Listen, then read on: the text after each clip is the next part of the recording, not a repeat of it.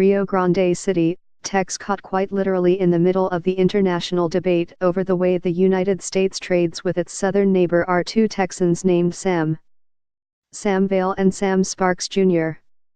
own two bridges that stretch across the Rio Grande, connecting farmers on either side with markets on the other, and linking communities in South Texas and northern Mexico that sometimes meet in the middle. The majority of border bridges belong to the government. But the Sams are exceptions, private owners of crossings collecting tolls that can exceed $30 per truck. As cross-border truck volume doubled in the last 2 decades, those tolls have given rise to a pair of multimillion-dollar businesses, a dividend of the traffic ferrying construction materials in both directions, avocados from Mexican fields to American supermarkets, and Midwestern wheat to Mexican breweries.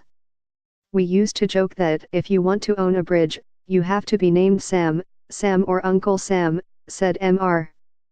Vale, who owns a 2-lane crossing in Rio Grande City, a bit more than an hour's drive from Mr.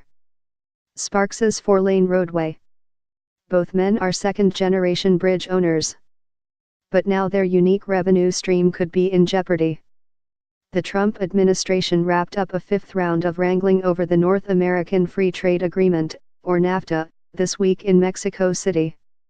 President Trump has pursued an aggressive rewrite, pushing to protect American workers and stem the flow of goods from Mexico.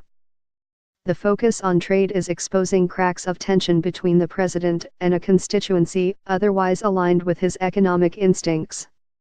Major retailers and manufacturers are mobilizing to keep the deal alive and to protest rules that could make it more expensive to bring parts and products in from Mexico. For the bridge moguls, anything that stanches the flow of traffic could be costly.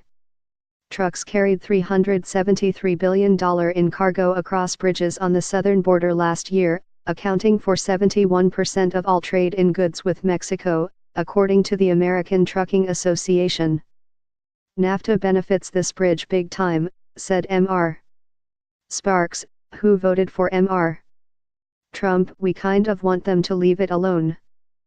Mr. Sparks and his 3 siblings own the Progreso International Bridge, serving Progreso, Texas, a town blanketed by ranches and farmland.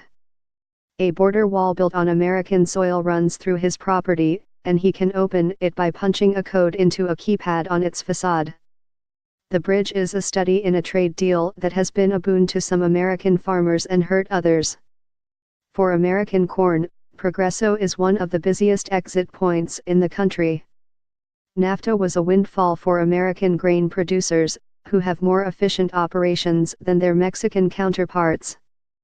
It's a different story for watermelons and onions, which are trucked in from the depths of Mexico, filling the northbound lanes of Mr. Sparks's bridge on their way to American stores.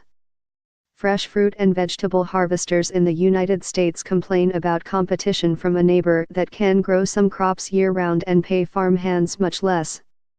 Mr.